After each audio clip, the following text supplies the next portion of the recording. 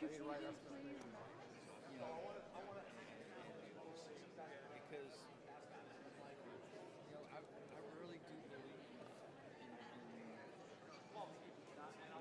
allowing people to. Just live to push Russell. I know. Bless his heart. He Yeah. he deals with all of us. You know, I like. I would like for people to be able to say something from because even though we're the committee, we're the elected committee. Either we don't have all the ideas, and then there's things that maybe the body really would like to take up that we didn't think about or didn't take up because we decided not to. Only thing I would wish we would bring it up so that what I workshop done effectively. So, but yeah, I agree with you. I just wish they did. Right. And well, I'll give you an example. Pro-life caucus had pro-life alternatives to the abortion clinic. Okay.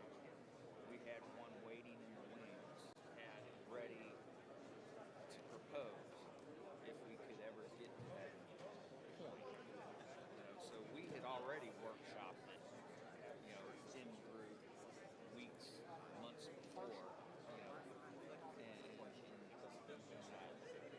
but the argument about coming up with stuff on the fly, but people are going to. What they're going to do. I'm just saying wishes. Right.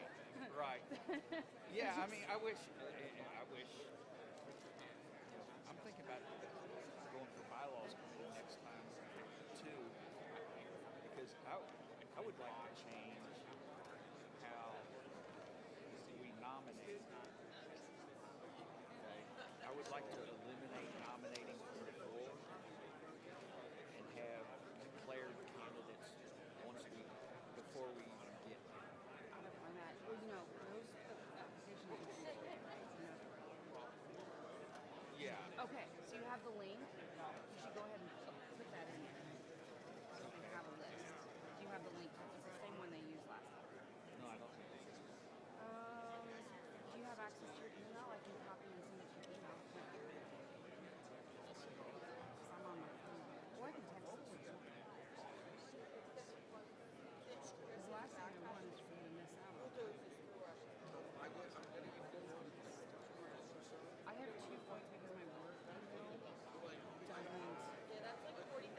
I want that. The one we said, I want that one.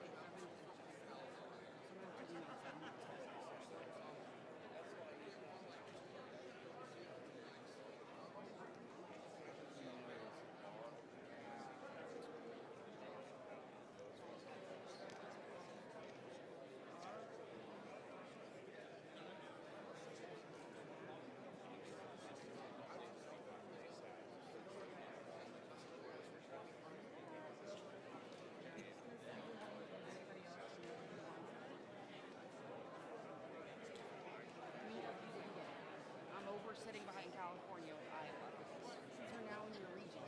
Yeah. Well, it was so good to put a face to the name. Yes, and it was good working with you on the committee. Please understand that it's all good. I'm really good with this agreement. Good, honest disagreement helps the parties. I agree. I abhor echo chambers. Right. And so when anybody was like, either this or this, yeah, I play devil's advocate a lot. I mean. Eternal frustration, but this is something much more to chat about. Because I come from it. To be clear, I'm like not pro-abortion, but I am.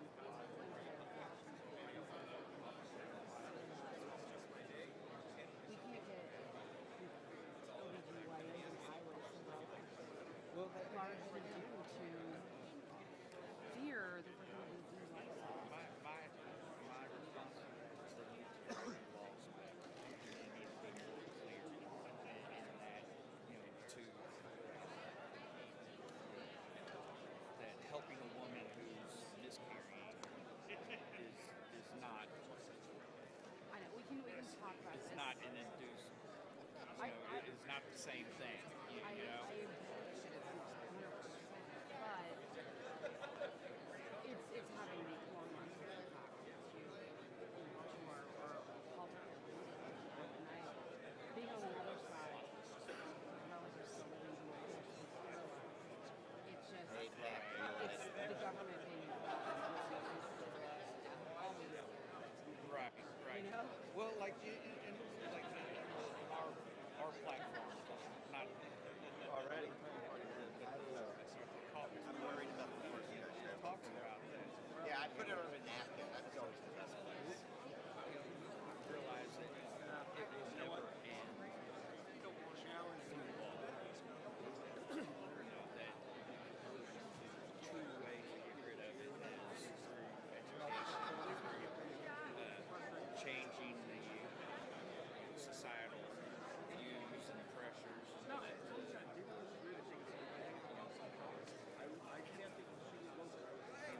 Making motherhood great again.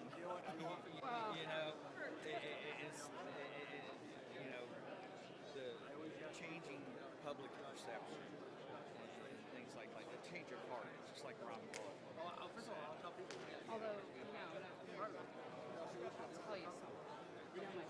convention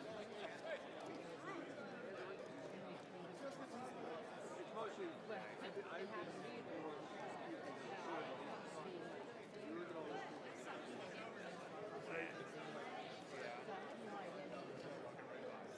Right. people do it on the stage, but there was no singing.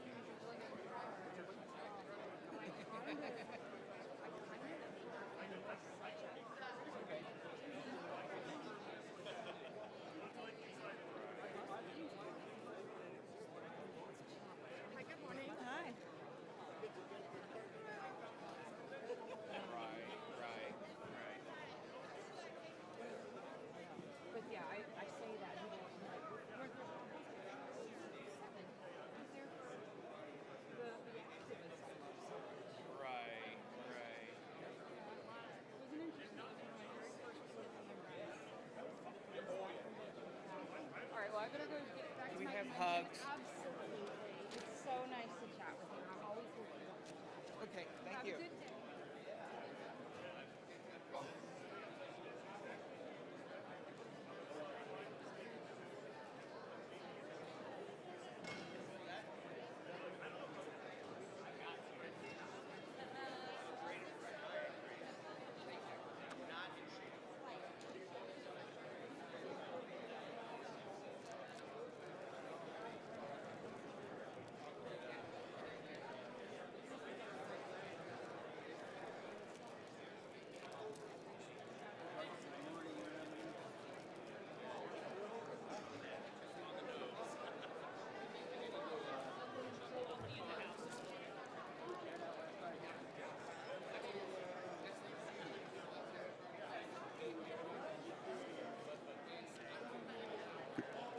Could we have orders of the day?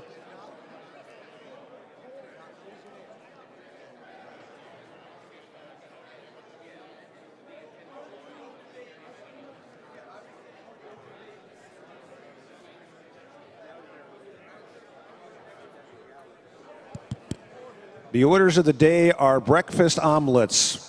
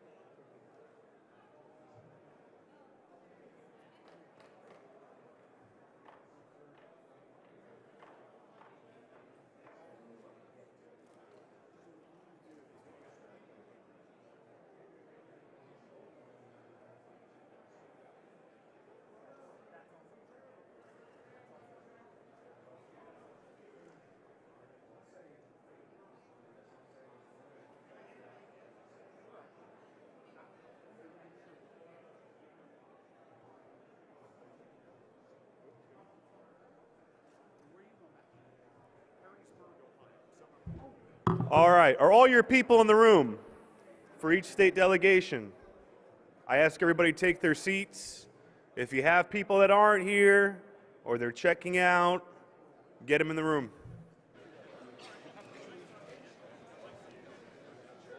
Can we get a mic check?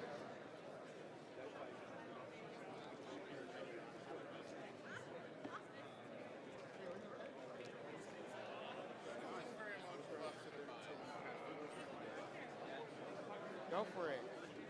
Well, any mics out here? Love it. Love it. I love a dad joke that I've never heard before. I have one that's more of a riddle. When will now be then? Soon. That was a good one. Good guess. Popping the balloon. Thank you.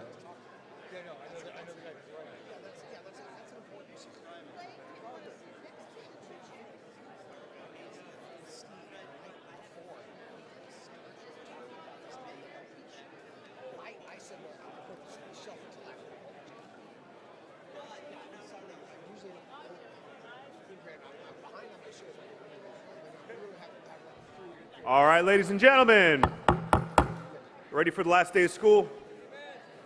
Let's do it. First item of business, I'd like to recognize, we're called to order. I'm going to recognize at 9:07, I'm going to recognize Chairman of the Credentials Committee, Mr. Molman.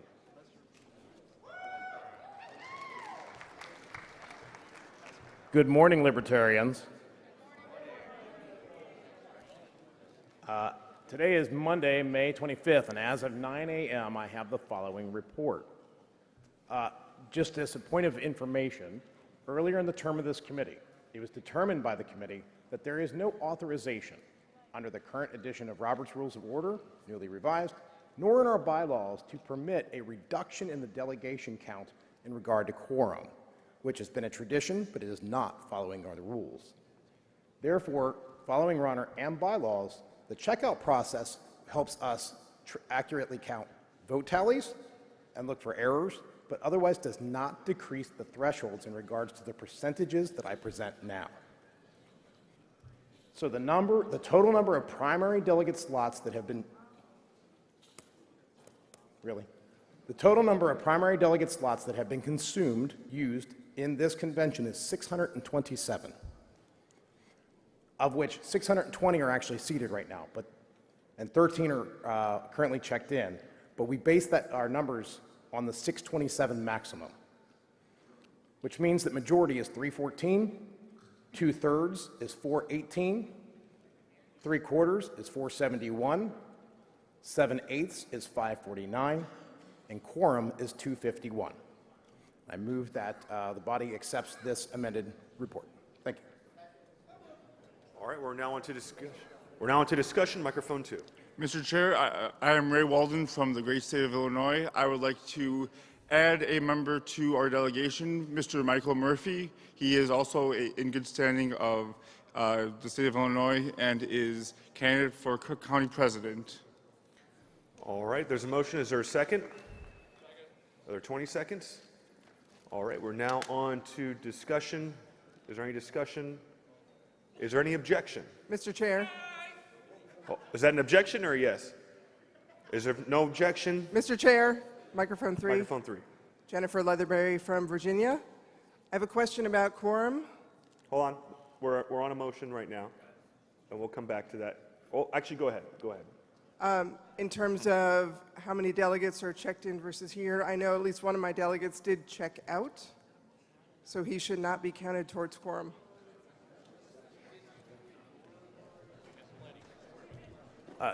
Is that Ms. Leatherberry? Yes, Ms. Leatherberry, that is actually incorrect. It has been our tradition to when someone checks out to reduce the number.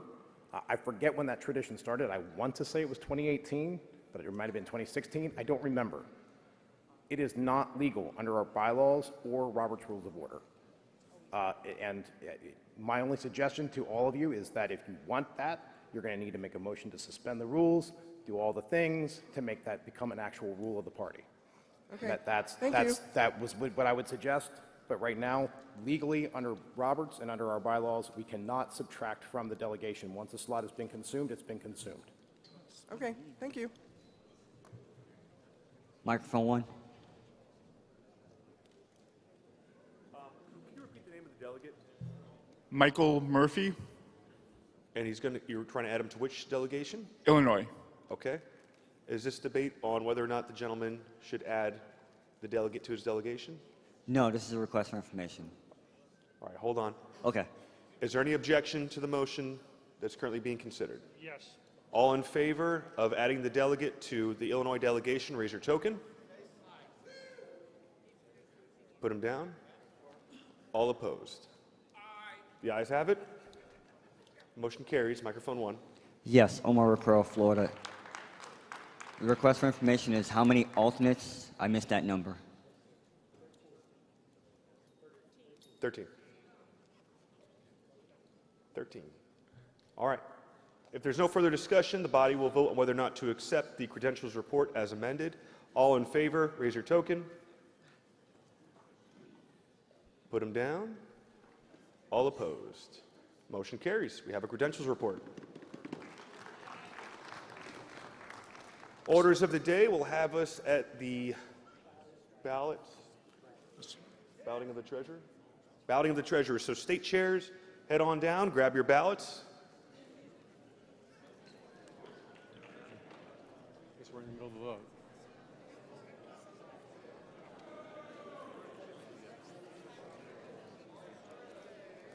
Mr. Chair?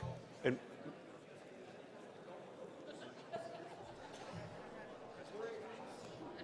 we are at ease until tabulation. Take care of it.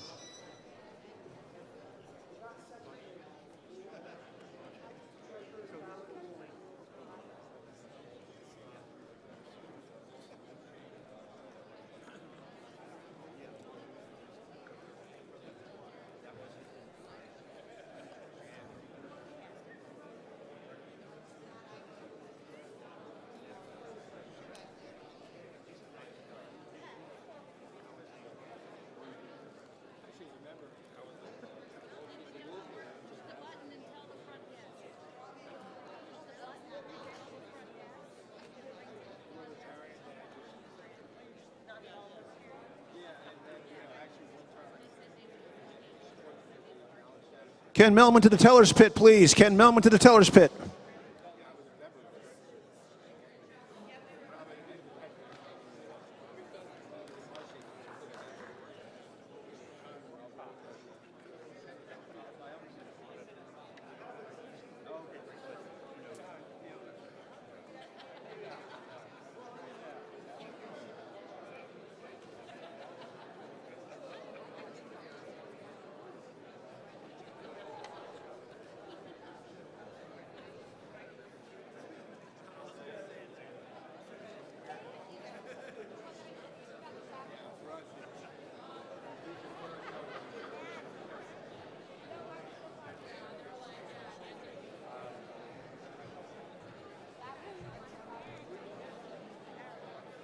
Aaron and Doug, are you guys here?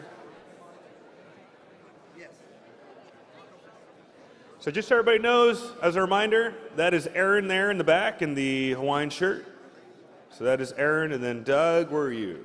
And then Doug Nebel's over there in that corner. So just as a reminder of who's who, that's who you'll be voting for, one or the other.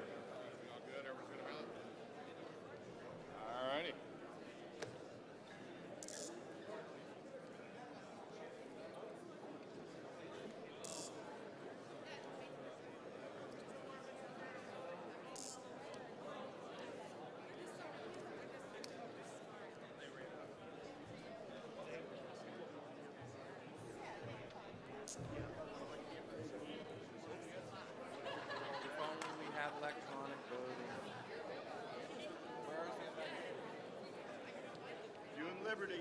If you walk it out,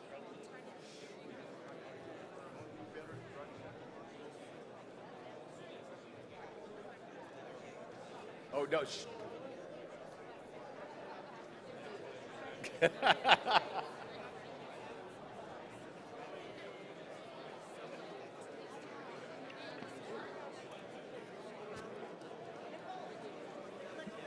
Mr. Chair, microphone 3. Microphone 3. Mr. Chair, Nicholas Sarwark, delegation chair from Colorado. It is my understanding, according to what you said yesterday, that we should be moving into at-large nomination speeches. Right now, as we're tabulating, that was what you said was going to happen as soon as the treasurer ballots were out. We're not in tabulation. We're still in voting.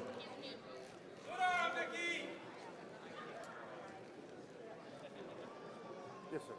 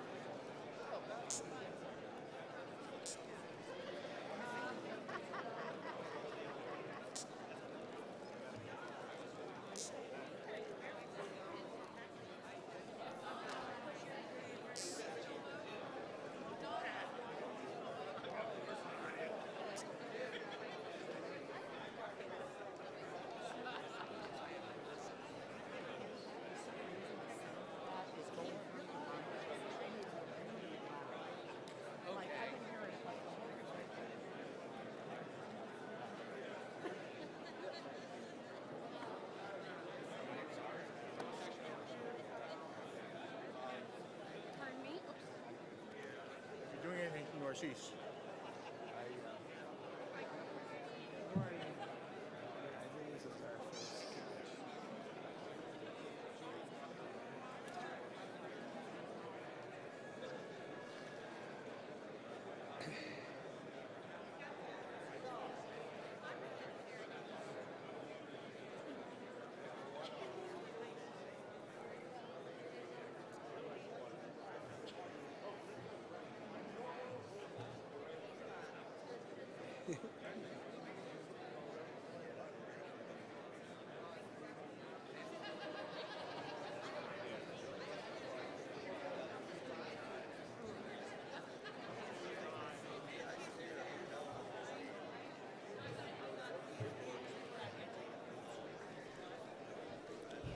What's up, everyone? We talk a lot about going out and doing the work. We have someone here who actually goes out and does the work. JP Cortez is the executive director of Sound Money Defense League, the nation's leading sound money organization working to remonetize gold and silver through nationwide legislative efforts for 12 years now. His work has been featured by Ron Paul, Judge Napolitano, Tom Woods, and others. He's a graduate of Auburn and a resident of Charlotte in the great state of North Carolina. I am proud to introduce my friend, JP Cortez.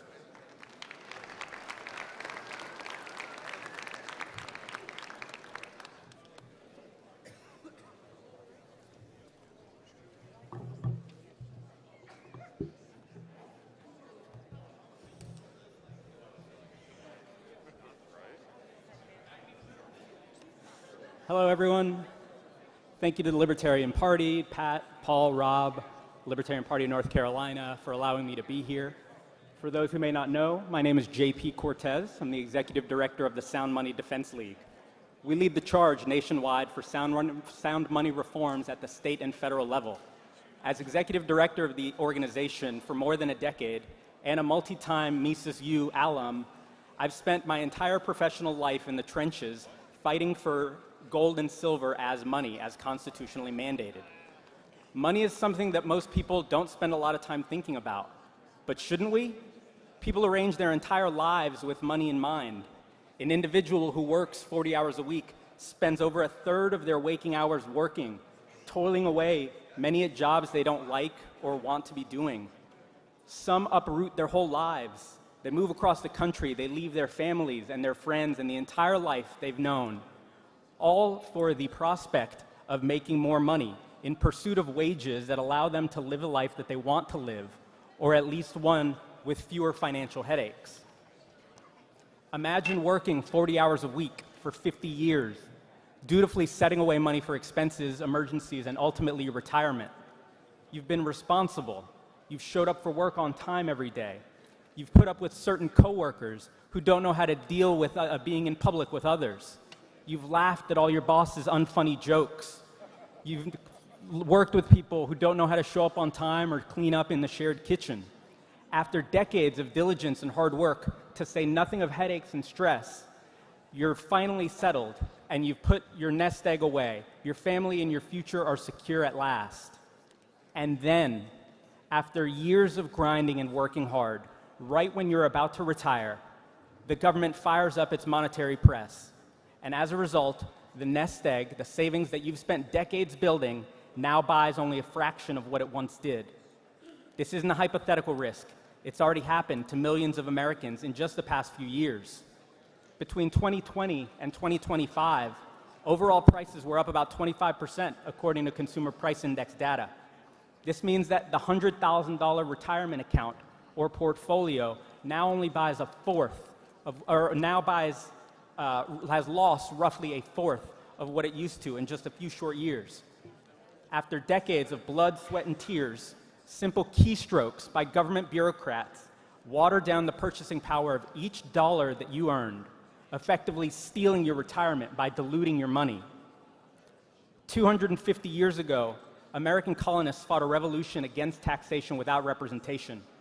Today, on the 250th anniversary of our nation's founding, we find ourselves in the same place, being overwhelmingly taxed, both through actual taxes and the hidden tax that is inflation, and feeling further and further away from representation by our elected leaders. The founders knew intimately the dangers of paper money. That's why they wrote in the Constitution, Article 1, Section 10, "No state shall make anything but gold and silver coin and tender in the payment of debts." George Washington warned that paper money would ruin commerce, oppress the honest, and open the door to every species of fraud and injustice. Thomas Jefferson called paper money only the ghost of money and not money itself. That makes a lottery of all private property. Make no mistake, opting for unbacked paper money, despite a constitutional mandate of a money based in gold and silver, was not an accident. Central bankers and politicians intentionally chose to devalue the money that you spent decades saving. This is the actual state of the American economy today, and the system was designed this way. It was designed to enrich the wealthy and the elite. What I'm describing here are called Cantillon effects. This is the Austrian understanding of how inflation is not neutral. Cantillon effects refers to the uneven way that money enters, new money enters and spreads throughout an economy. When new money enters an economy through financial alchemy, like quantitative easing, or through deficit spending, those who first receive the money get to spend it before prices have adjusted. Big banks, corporations, government contractors, the wealthy, they receive all of this new money first. And then prices adjust. And by the time this money trickles down to the average person, prices have gone up. This speaks to how inflation is not neutral. It is a literal hidden transfer of wealth.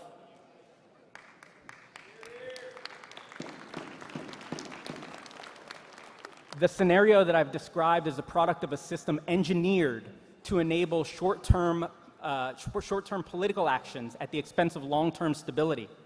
Untethering money from any guarantee of permanent value leaves every single currency holder vulnerable to devastating inflation. That's all of us. Everyone who denominates their life in US dollars is affected by this. Faced with this reality, urgent reforms are essential to restoring gold and silver. This egregious systemic problem ultimately served as the impetus for the Sound Money Defense League. Fiat money is currency established by government decree or edict. This type of government-constructed and government-managed currency is completely unbacked by any physical asset and relies solely on the promises and the authority of its issuing government. This stands in clear contrast to sound money, to what is constitutionally called for. Gold and silver, which derive their value from inherent scarcity, historic stability, and market processes rather than political promises. This current system fails from an economic standpoint, but also from a moral one. This is a system that fundamentally steals from its people without our consent and many times without our knowledge. There is something inherently dishonest about a system like this. Money can and is created endlessly by government actors. This money is used to fund political ends without any voice or vote from those of us forced to rely on this money to hold its value. People devote their entire lives to building a savings cache that central bankers simply help themselves to by diluting the money. This deception actively harms individuals, not to mention society and the culture that permeates from it. A dishonest government breeds dishonest people. You have a society that lacks trust because the government can't be trusted. Today's economy presents currency holders with a trilemma, with no good options. With your money, you can instantly spend it. You can preserve as much of the purchasing power that you have left in the money before it has a chance to devalue. You can save it. You can store the money away and face the hidden tax that is inflation. Or you can invest it. You can throw your money into the risky stock market casino, which most Americans don't understand, and hope that your returns can outpace the rate of inflation.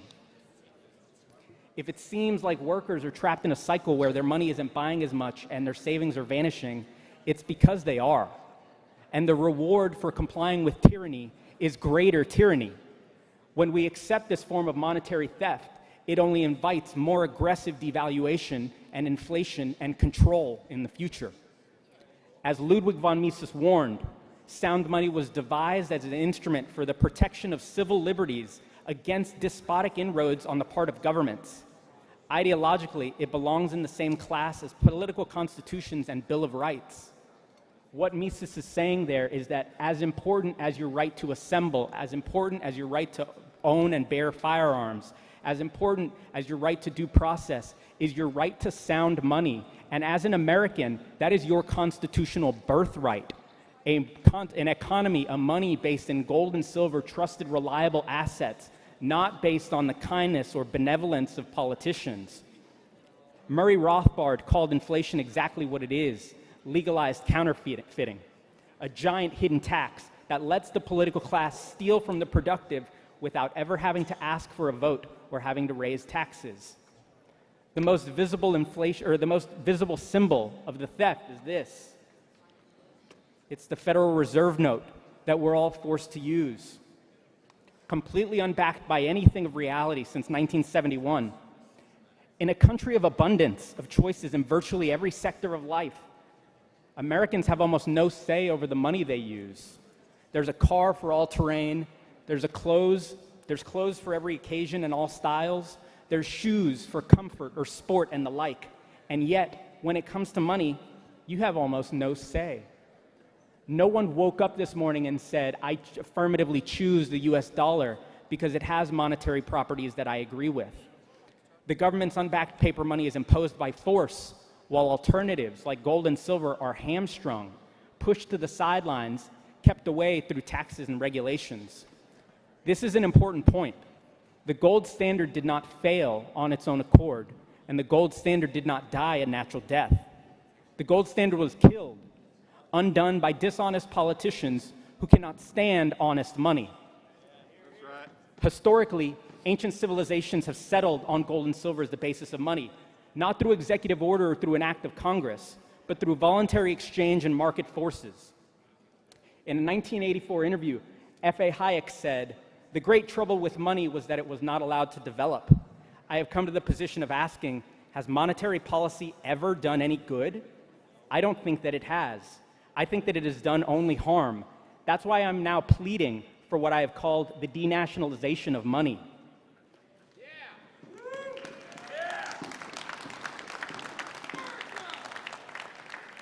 Forward-thinking U.S. states have already grasped the gravity of this situation and have taken effective action.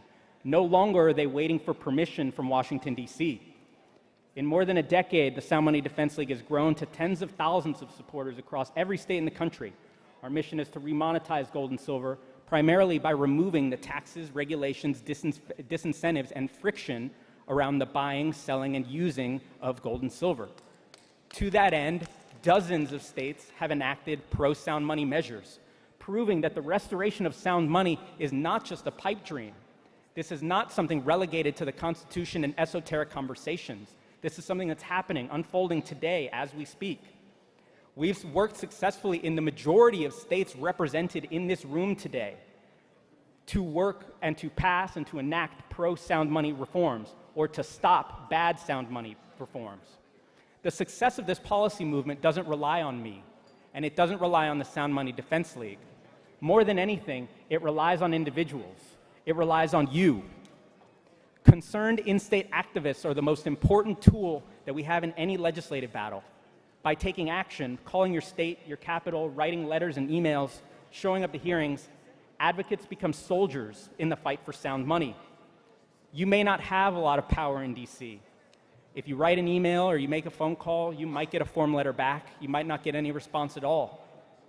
And so I understand why political efficacy is at an all-time low when you think about federal politics. But that's not true at the state level.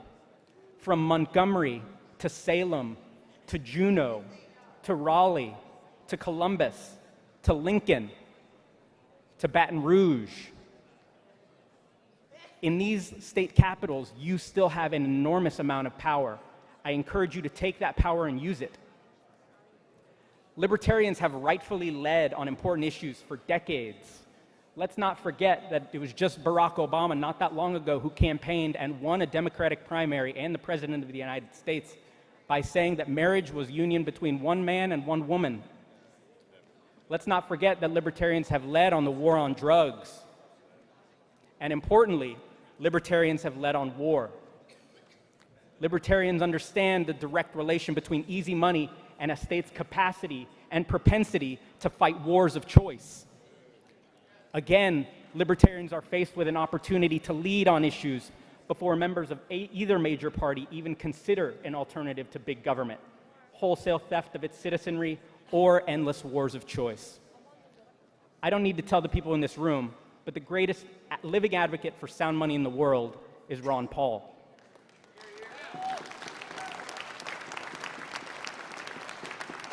Dr. Paul knew the dangers of paper money, the same way our nation's founders knew the dangers of paper money. On election night in 2012, after campaigning for months on the importance of sound money, and ending the Federal Reserve, of course, the price of gold was $1,715 an ounce. 14 years later, the price of gold is above $4,500 an ounce, a 162% increase. The price of gold, denominated in dollars, is important because it allows us to clearly see the theft that is taking place. It takes nearly 3 times as many dollars today as it took to buy the same ounce of gold 14 years ago. The price of gold is not going up. The purchasing power of your dollar is being siphoned away and stolen. This creates a massive, catastrophic, systemic problem that goes beyond the daily struggles to afford basic necessities. Those exist, to be sure. Food insecurity is at an all-time high, financial insecurity, the basic necessities, the capacity and ability to afford things like rent and medicine and food and transportation. All of that is more precarious than it has been at any time in recent history. Without sound money, individuals and businesses can't afford to make long-term plans either.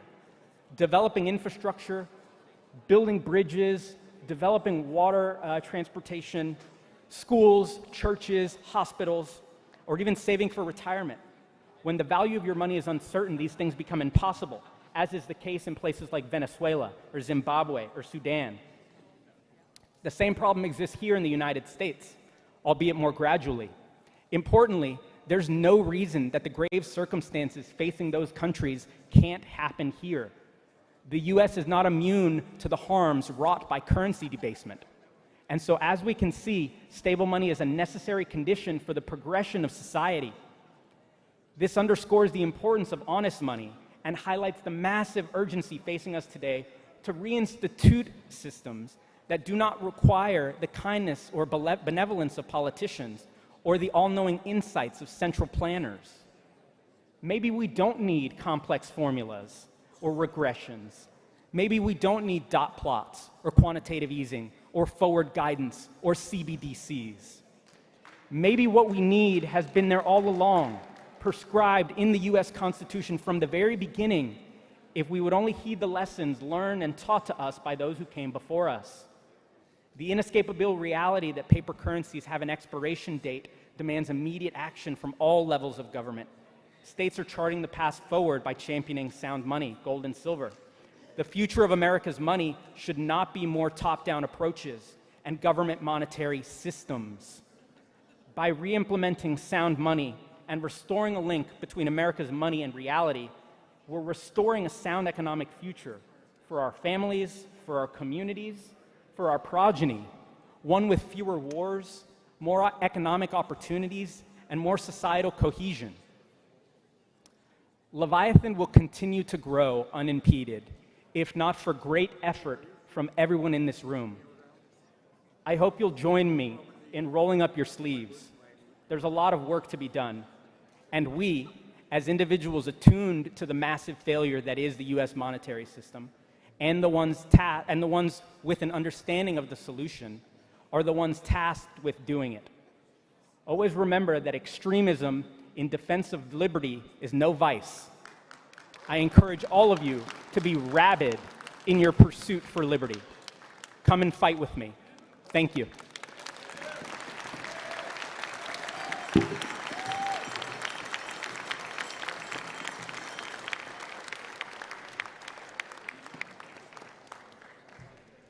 Tellers, do we have any states left to be turned in? Just got the last one? All right, sounds good. So while we are tabulating, why don't all of the at-large candidates come up to the right side of the stage? Mr. Chair, results are in. We've got results.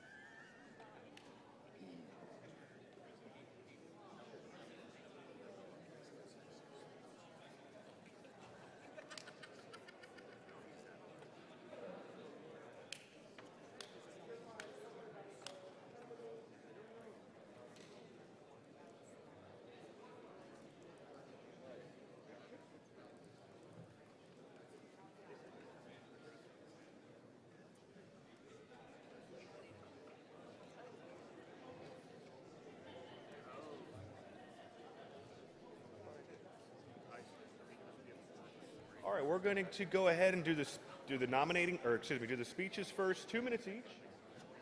We're going to wait until after this is over to see the results because the secretary's going to be at ease for a minute. So.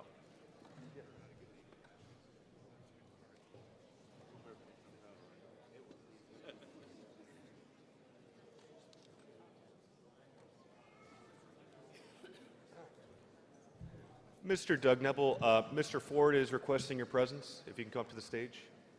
Mimi Robinson. Hi, Mimi Robson, California. I would like to make a motion to change the speaking time for each of the at-large from 2 minutes to 1 minute. All right, we have a motion and a second. Oh yeah, you're right, we are at ease. So hold on.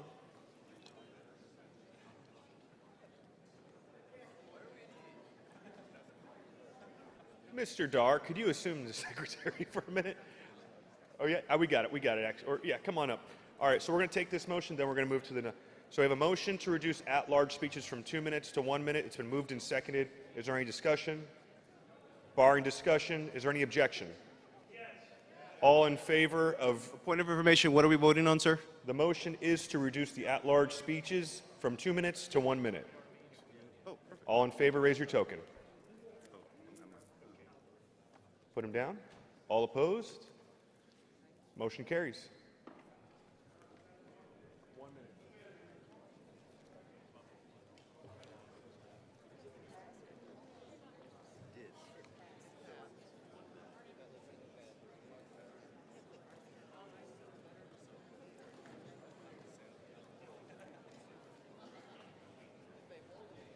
Mr. Chair, point of information. Or can we see the results now? We're gonna put the results up on the screen once we're done with this. All right.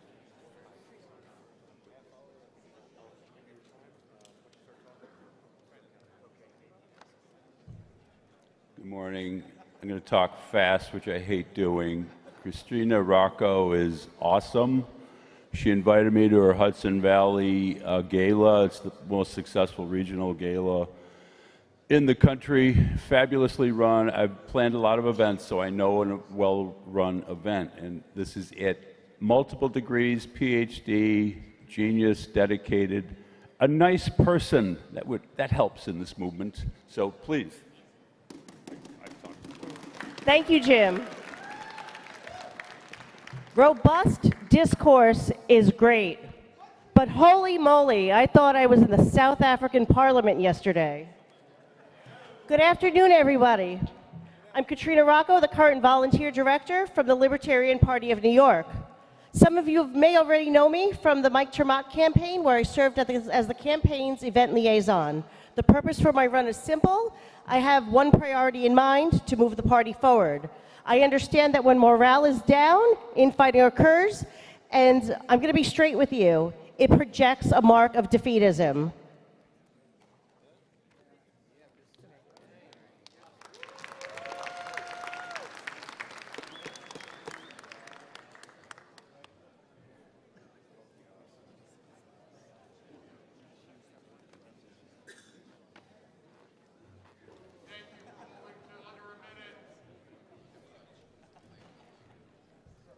All right. My name is Keith Thompson. I'm the chair of the Libertarian Party of Louisiana. And I served for about 14 years as its communications officer. I was previously the Region 3 South rep for Louisiana, Arkansas, Oklahoma, and the large state of Texas. I am not a right libertarian, and I'm not a left libertarian. I just try to be a consistent libertarian. I believe that taxation is theft and embezzlement is too. I believe that everyone has the freedom of speech, and we also have the freedom to disassociate from irrational bigotry and hate. We've heard a lot of ideas this weekend about bringing people together, and I think the best way to bring people together is to stop suing our own activists. And we should never again tolerate a party that endorses Donald Trump. And we should never tolerate a party that fundraises for our political opposition. Thank you.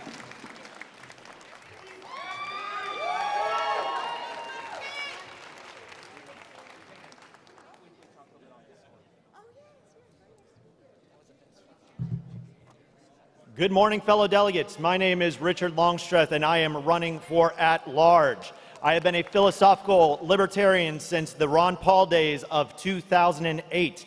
I was brought into this movement and quickly joined the National Party. Beginning in 2015, I started working with the great state of Colorado, the birthplace of the Libertarian Party, where I served as Regions Director, grew our county affiliates, served as Campaigns Director, and ran as a candidate for Congress, where I still hold a record in Congressional District 2.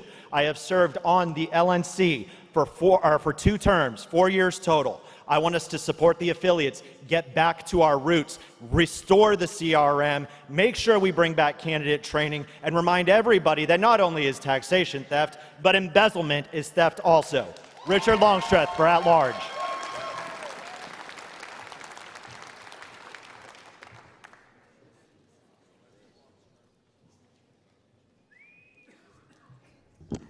Good morning, delegates. My name is Greg Deal. I am the second-time chair of Pennsylvania. All right.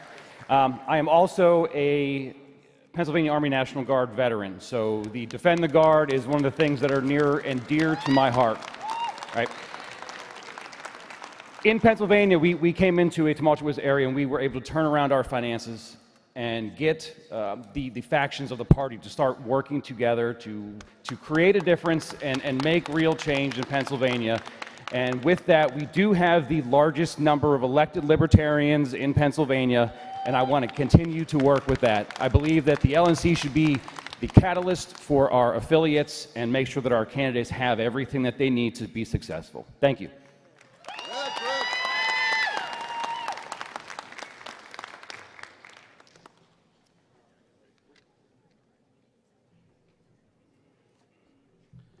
Morning, everyone. I'm Charles Essner from Michigan. I currently am the District 9 rep in Michigan. I ran for the vice chair, and I appreciate every vote I got. I think you know exactly who I am from that. What I didn't get to tell you is that I am an operator. I have the cred. I have 10 years plus operations experience, and I also know how to work in functioning organizations and push them forward. I am focused on ending bullshit. And in Michigan, I end bullshit. I want to move forward. I want to get this party working. I request that you give me a chance to do that. I do not need to be a top of the committee person to do that. I can do that from an at-large position, just like I do it from a district rep position in Michigan. Thank you.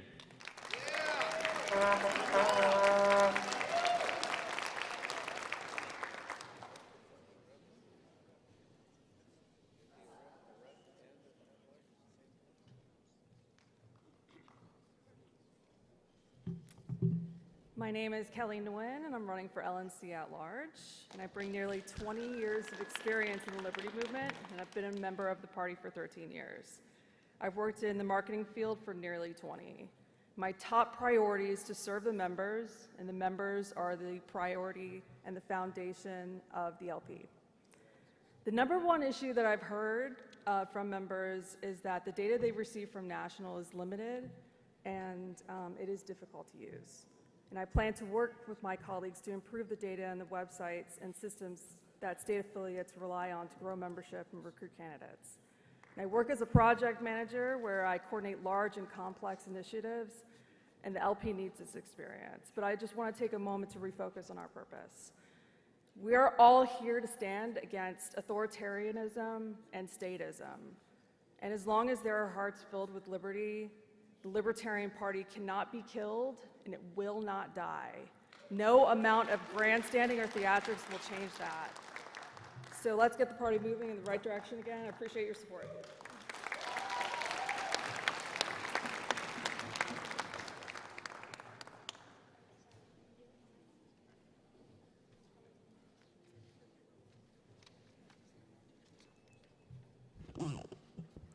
Hello, my name is Ed McLean from New Jersey, and if honored to serve on the board, I intend to focus on stability, to discourage infighting, and to focus on furthering liberty. We have the presidential elections in 2028 coming up, and the next 2 years really need to be a consistent year of growing membership and organizing so that we can be ready to empower people at the local level to take advantage of the Libertarian Party ticket, the presidential nominee. And that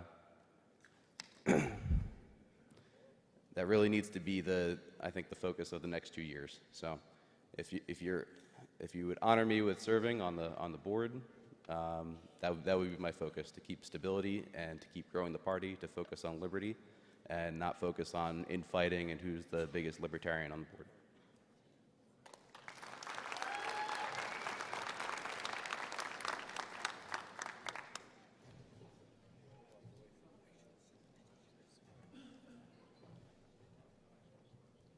Good morning, Libertarians.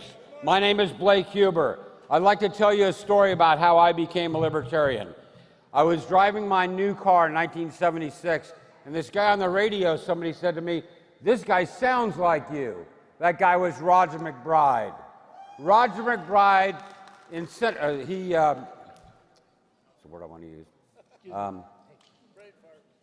He encouraged me to become a Libertarian, to find the Libertarian Party in Kansas. I became the state chair of the Libertarian Party in Kansas, and a few years later, in the early 80s, I became a member of the LNC. We need to, I have a long, sorry, I'm having trouble with this. I had a 5-minute speech, I took down to 2 minutes, now it's supposed to be 1 minute. I have a long leadership record in business, managing people, and encourage them and influence them to do more than they think they can do. I came across, and my time is up. My name is Blake Huber. Please vote for me.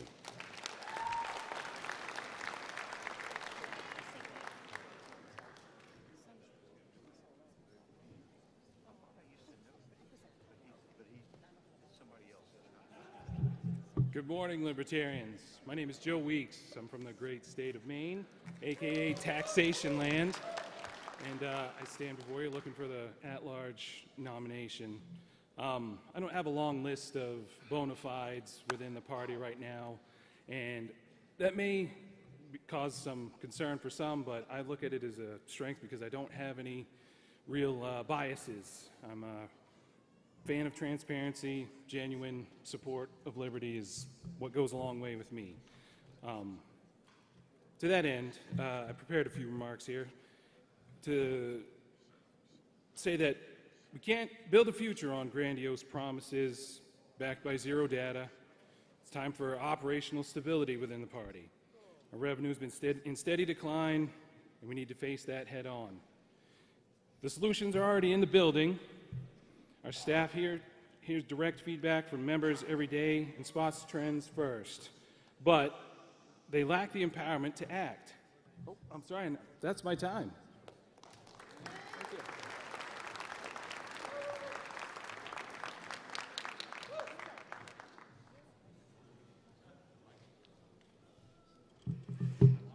Good morning, my name is Brittany Cozen and I'm from Pennsylvania. I am running for at-large because I believe our party can become something far greater than what it is today. I believe the Libertarian Party should be the political home for every American who is tired of being controlled, silenced, taxed, surveilled, and manipulated by the two-party system. But to become that movement, we need to rebuild trust, professionalism, and unity within our own party. Right now, too many members feel unheard. Too many volunteers feel burned out. Too many donors feel disconnected from where their money is going. We need leadership that serves the movement instead of trying to control it. We are a party of principle. That means remembering that liberty grows from the grassroots up, not from the top down. I know this because I've spent my life building in my community. I am the founder of the Libertarian Party Medical Freedom Caucus. I also serve as the Pennsylvania State Lead.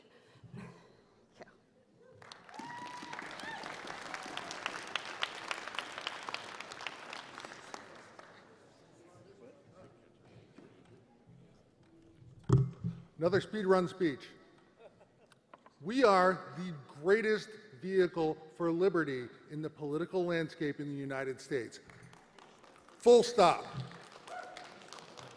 We can do better, and we need a strong infrastructure to do that. We need a technical infrastructure that will be usable and have actionable data for both national and for our state affiliates. We need a ballot access infrastructure to maintain ballot access where we've lost it and where we have it, and regain it where we don't. That means legal battles, that means petitioning. That's where we really need to focus our attention. We need a membership infrastructure. This is our volunteer base, so we're not burning out the 300 people that have stayed here for Memorial Day. And we have a much larger base. We need a financial infrastructure with both small money and big money donors that is free from embezzlement. I've done these things as a state chair, as a state vice chair in New York. Justice for peanut. Who are you? Who are you? Oh, by the way, I'm Tony D'Orazio, and I'd love to be your at-large member.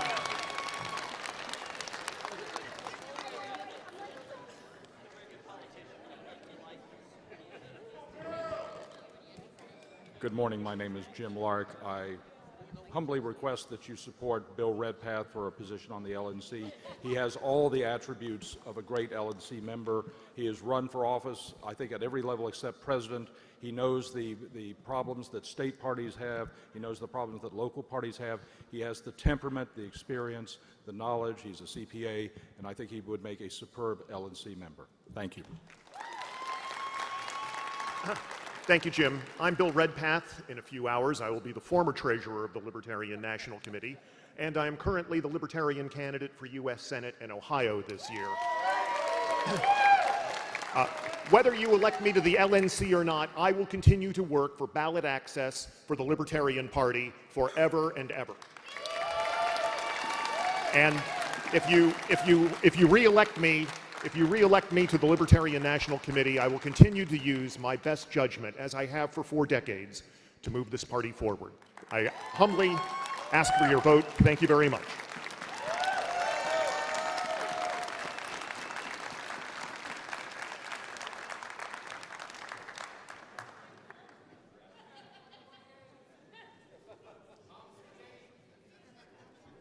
I'm Michael Schulteis from Indiana. I'd like to make a brief introduction.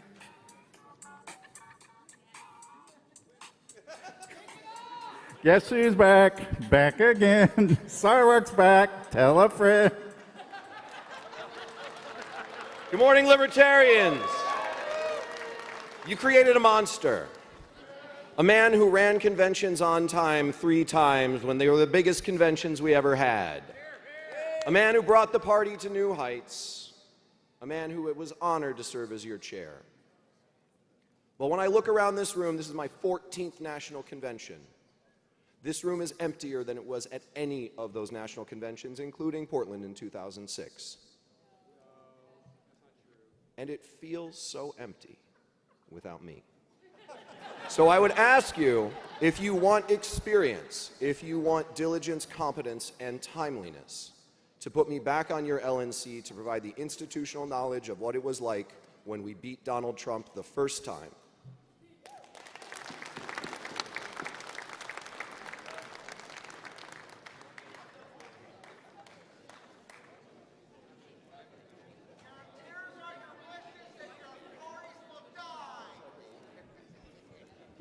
I'm still Jim Lark. Everything I said about Bill, or virtually everything I said about Bill Redpath, applies to Rob Hodgkinson. He has been a state chair, an activist. He knows the problems that state parties have. He has the temperament and the experience to be, again, a superb LNC member, and I urge your support for him. Thank you. Thank you, Dr. Lark. Think about what Justin Amash talked about a couple days ago, and he was talking about candidates. He was talking about having candidates at the top of the ballot to be able to grow the people at the bottom. In Kansas, we have done exactly that. Every one of our 1.9 million voters in Kansas will be able to vote for 4 candidates, Libertarian candidates, in November. Okay?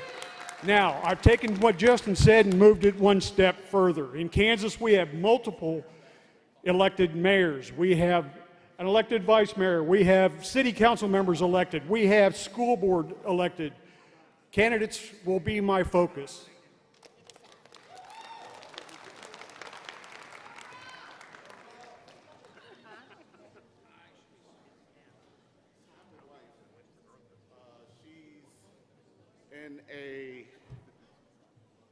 chair.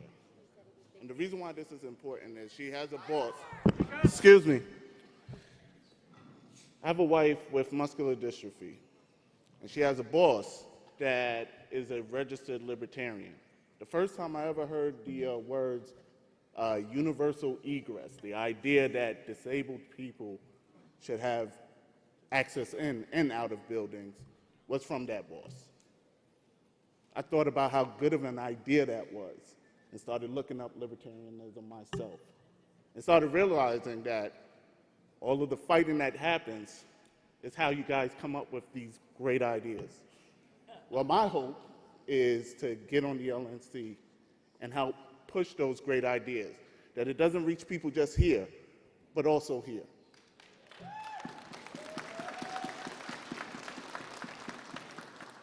Real fast, we have a generation right now dealing with the worst encroachments on civil liberties. Kevin Reed.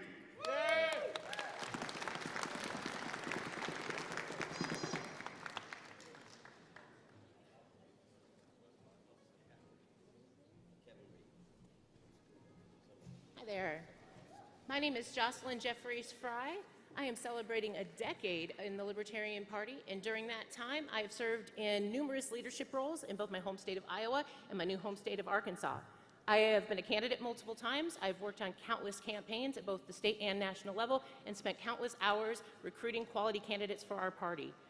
To be successful, the Libertarian National Committee must have leaders fiercely vigilant and protective of party resources, leaders of integrity and conviction focused on our mission to elect capital L libertarians.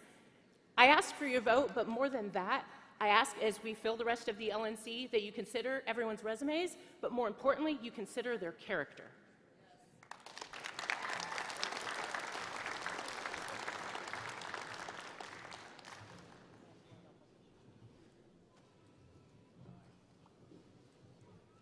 Good morning, Libertarians. My name is Dane Courtois. I am the chair of the Libertarian Party of Maine. The man I'm about to introduce is one of the most dedicated men I have met in my time of involvement in this party. Ladies and gentlemen, Pat Ford. I've spoken way too often on this podium already this weekend. Very simply, lifetime libertarian, 14 years in the real Libertarian Party. I believe in service. I believe in ending the welfare state.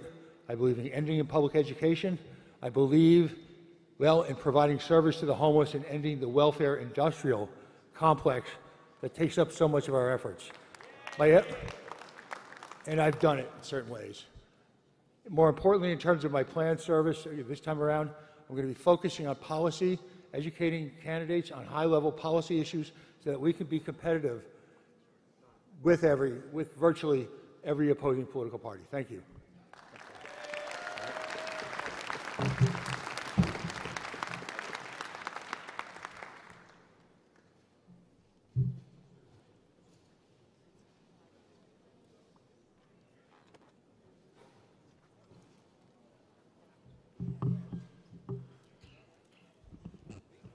My name is Leighton Radner.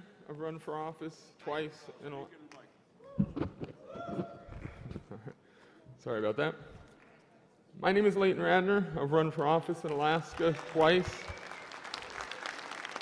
I believe National needs to focus more on our rural areas, especially I believe those areas need support from National to get actual, real, winnable elections done. I think we need more people like Ryan Woodcraft. We need more people like all the people I've met at this convention and other conventions in the past.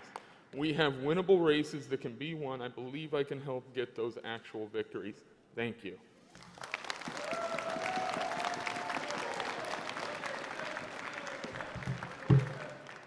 Mr. Chair, microphone 3. Hold on one second. I'm also running for at-large. Hi, I don't think we've met. My name is Stephen Nikela. I rise from the Conch Republic of the Florida Keys. We seceded where others failed.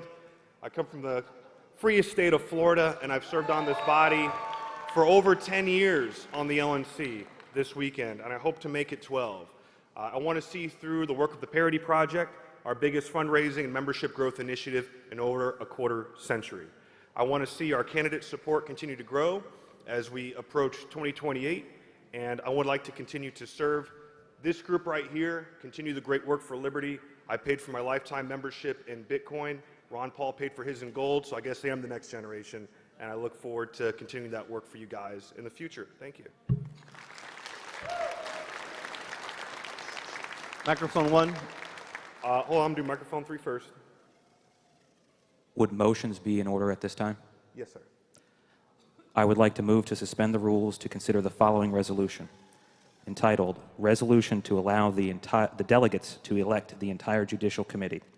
Whereas the delegates of the several state parties are tasked with electing the Judicial Committee at non-presidential conventions, such as the 2026 Libertarian Party National Convention, and whereas the delegates of the 2026 Libertarian Party National Convention have elected 2 of the 7 positions on the 2026 through 2030 Judicial Committee, leaving 5 vacancies. And whereas Article 8, Section 1 of the bylaws of the Libertarian Party state that the remaining members of the Judicial Committee and not the delegates fill any vacant positions on the Judicial Committee, therefore be it resolved that the delegates elect Jake Porter, 49.34%, Roger Roots, 46.23%, Stefan Kinsella, 45.08%, Michael Seebeck, 43.77%. Mr. Chair, point of order. Ken Krawchuk, 40.33%. Point of order. Third, hold on, fourth, fifth, sixth, and seventh highest vote totals, respectively, in the Judicial Committee election to fill the vacancies in the 2026 through 2030 Judicial Committee. This resolution has been submitted to the party secretary, and I would ask that it be displayed on screen. Mr. Chair, point of order. Hold on. I'll get to you in a moment. Point of order. Microphone 2. Brennan Barrington, Ohio. This is not the appropriate function of a resolution. That's established that says what the party's sense on something is. You can't just change who party officials are through a resolution. Also, the secretary does not have that motion in the email inbox. Hold on. There's a motion that has been moved and seconded. Did it get seconds? 20 seconds? It's not 20. I believe the motion is in order. Mr. Chairman, microphone 3. Hold on 1 second. We're now on to... It's a point of order. I appeal the ruling of the chair that it is in order. All right, I appeal there's your an appeal ruling of the- that this is in order. There's an appeal of the ruling of the chair.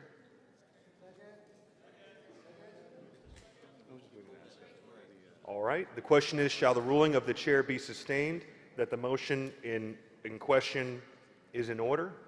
All in favor? Point of order. Point of order. Microphone 1. An appeal of the ruling of the chair is debatable. It is debatable. Yeah. You get to speak first and last. Go ahead, Mr. Sarwark. No, you get to speak first and last. You get to defend your ruling, and then you get to defend at the end. I believe it's in order. I believe that a resolution adopted by this body would be in order to suspend the rules in order to elect the officials, essentially adopt the resolution. I believe that is in order. This body just have that control. Mr. Chairman, the reason that your ruling is out of order is that a resolution is not a motion. They're mixed up. A resolution says this is what the sense of the body, this is what we would like to do, and this is in this has the effect of being an actual change of the rules of the convention of the election procedure. It's not in order in this way.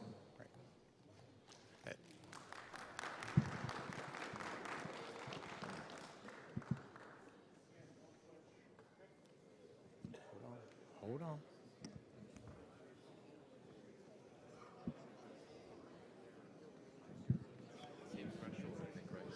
It's going to be 2/3 to do it. I do, Madam Supreme Court Justice. 2/3. It's 2/3 in a resolution.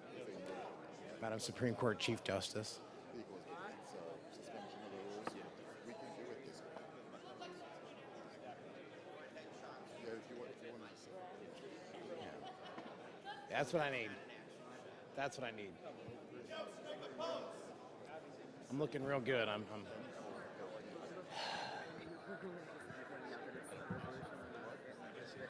What Mike 1, point of information. Mr. Chair, I have a point of information as well. But, hey, go ahead.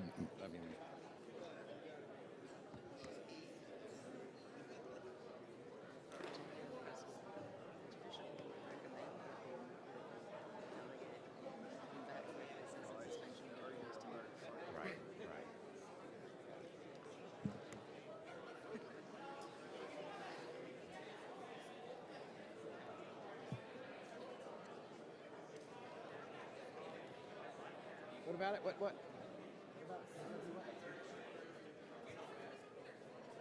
Oh, yeah. Mr. Chair, there's a point of order. Ballots have been distributed. We're in voting. Which I have a microphone? I have a point of information. but I think Microphone somebody 1, else the did microphone too. 2, microphone 1, is that a point of order? Yes. What's your point of order? Ballots have already been distributed. We are in voting right now.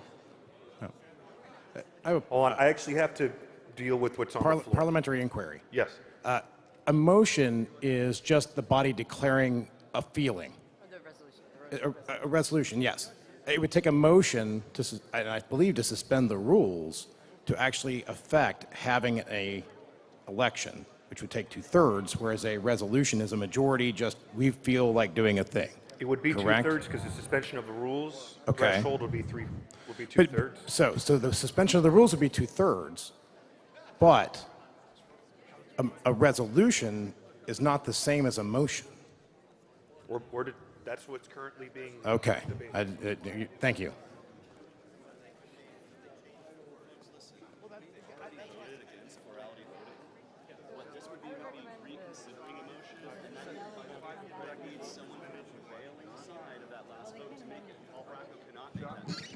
Actually, the thing is, you can't. Well, no, wait. That would be for a runoff vote, but that's not an option. So I think morality. Somebody's going to be doing that because this vote is out of order. Because the person bringing up the motion or the resolution or whatever. But it's a resolution. The motion maker actually binding. By not actually being binding, it is not out of order. Is it?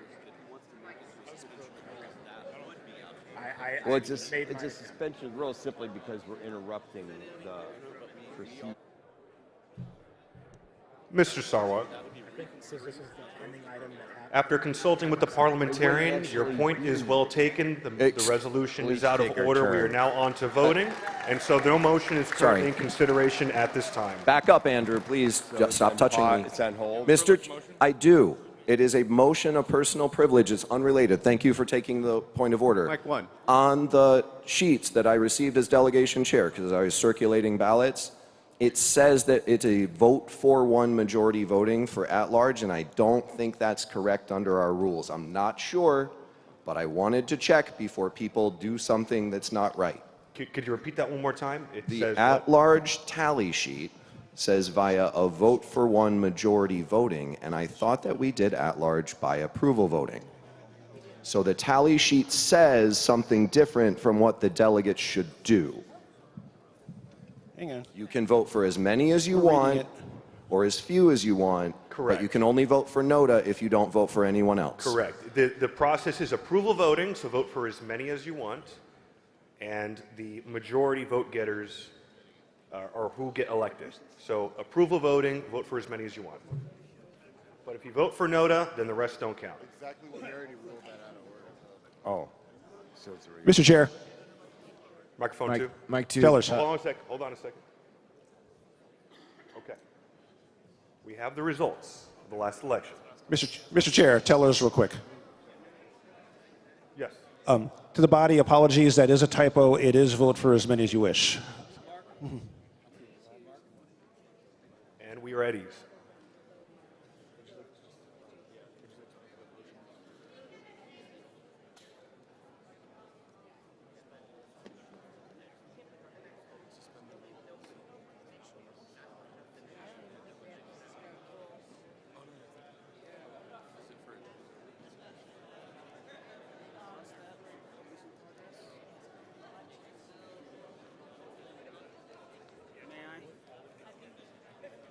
Mike 2, Mr. point of Chair, personal Mike- privilege that affects the body.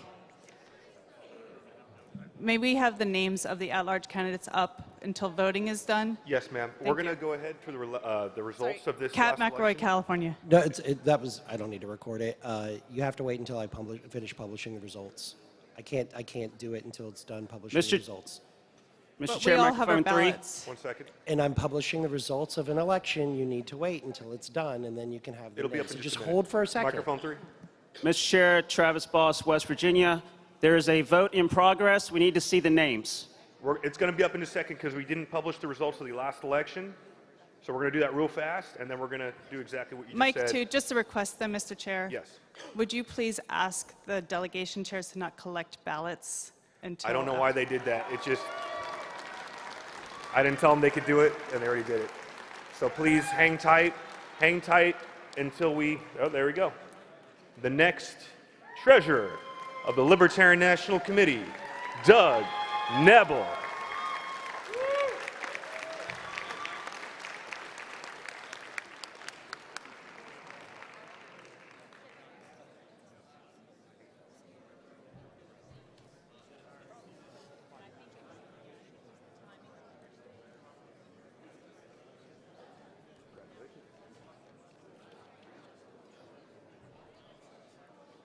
Thank you, everybody. Your trust means a lot. I'll keep it short. Everybody's in a hurry, so thank you. Can't wait to get started.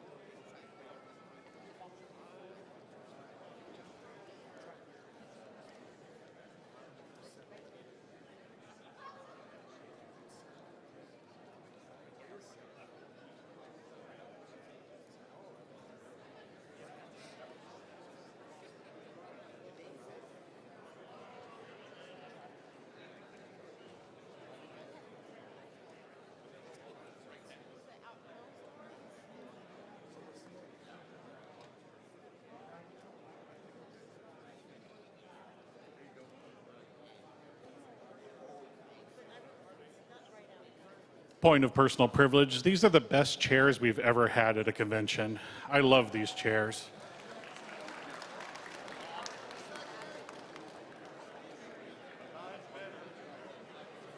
Quick announcement, if anybody needs any breakfast pastries or other refreshments, we've got them over here at the LP of Colorado table. These are extras from the Libertarian Party Radical Caucus suite last night. You are welcome to them.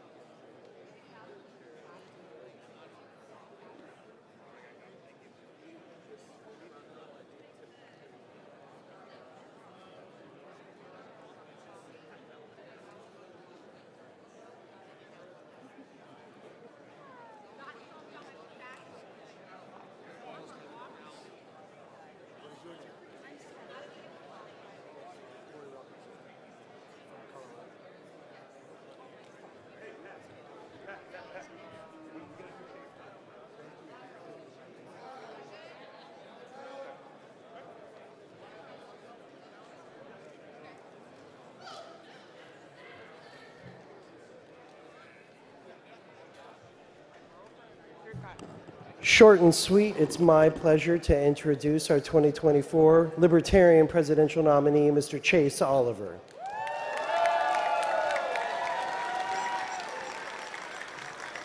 Good morning, Libertarians.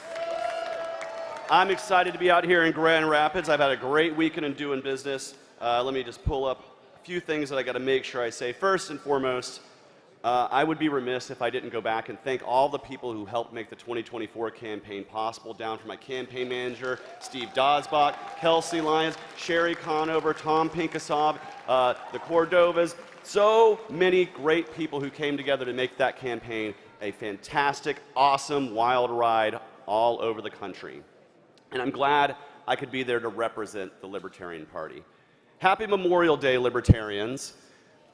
Today is the day that we memorialize those who died in wars all over the world, and many of those wars were completely unneeded unjustified wars of aggression. And so I hope we can all join together as libertarians across this hall from every end of the libertarian spectrum to say that the best thing we can do to celebrate Memorial Day is to fight to make sure we don't have any more BS, unneeded wars that kill far too many innocent people here and around the world.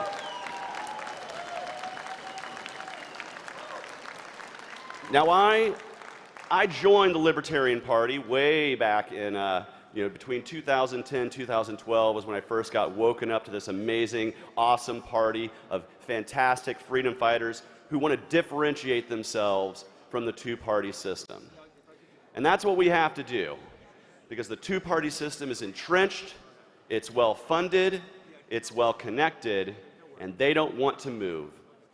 If I was to use a sports analogy, they're the equivalent of Major League Baseball. They're the Red Sox and the Yankees and the Braves. They're these big clubs that don't like to let the little guy in. And they treat our party like their minor league. Raise your hand if you've ever heard somebody say, well, isn't that just the minor league of the Republican Party or the Democratic Party? I think that's unacceptable. We are not anybody's minor league team. We're playing a different sport altogether. Now, I'm from the great state of Georgia, and we're a state that believes in the power of the free market. And I want to talk about a little success story in my state of Georgia. I mentioned baseball because to me, baseball can be pretty slow and pretty boring. And that's what the two-party system is to me. It can be pretty slow and pretty boring. I'm a fan of banana ball. Down in Savannah, we started a sports league called the Savannah Bananas. Two amazing entrepreneurs bought a minor league team that was losing money every single year. They were on the downslope. They were having trouble getting people in the door and getting dollars in the till. Does that sound familiar, like maybe some recent history we might have had? Well, they decided to do something different. They said, we're not just going to be a minor league team. We're going to make an entirely different game to play. We're going to have fun. We're going to go out there and be messengers with a smile on our face. We're going to go out there and we're going to sell this. And right now, if you want to see the Savannah Bananas or any one of their teams play, you have to be on a 1 million-person waiting list. They are having to hold the doors closed because so many people are trying to come in. That's the future I see for the Libertarian Party if we actually differentiate ourselves from the two-party system. We don't want to be the same old, same old. We don't want to do it like it's always been done. We want to find new avenues to bring these ideas to the public. We want to find new ways to educate people about the power of freedom and bring their vote to bear so that we can elect good libertarians all over the country.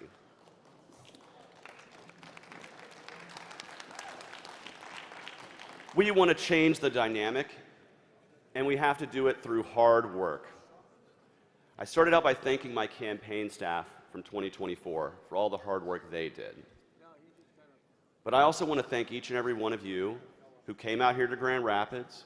You spent your time and your money to come here to do serious work for the party, and that's the vast majority of the people who have been in this room over the weekend.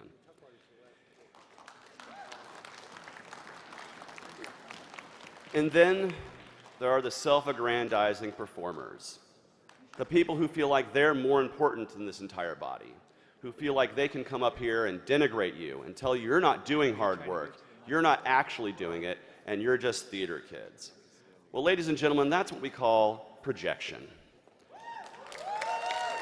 The only person up here who was acting like a theater kid was the jackass who was monologuing up here about how we don't matter. We do matter in this party. Every single one of you matters in this party. Now, we've had some awesome moments this weekend, and I've been super proud to be a delegate and be here doing the business with you. But there's also been some things that I think we need to speak up about. First and foremost, I want to talk about a campaign worker on my team. Her name's Alexa, and she suffered the indignity of an assault in this hall, and that is shameful. The truth is, you don't get to lay hands on somebody just because you feel like it or just because you're angry they picked up the magazines off your table. I'm from Georgia. Now, I know it's this way in Georgia, but I bet it's this way in at least 48 of the other states. but where I come from, real men don't lay hands on women.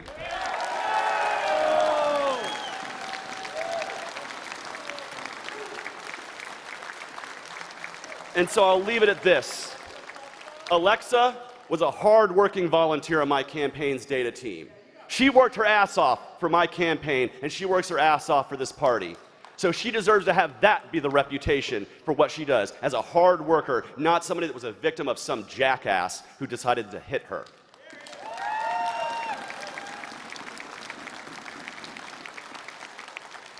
Now, we are not theater kids in this hall. We are people who do the serious work of getting people elected across the country.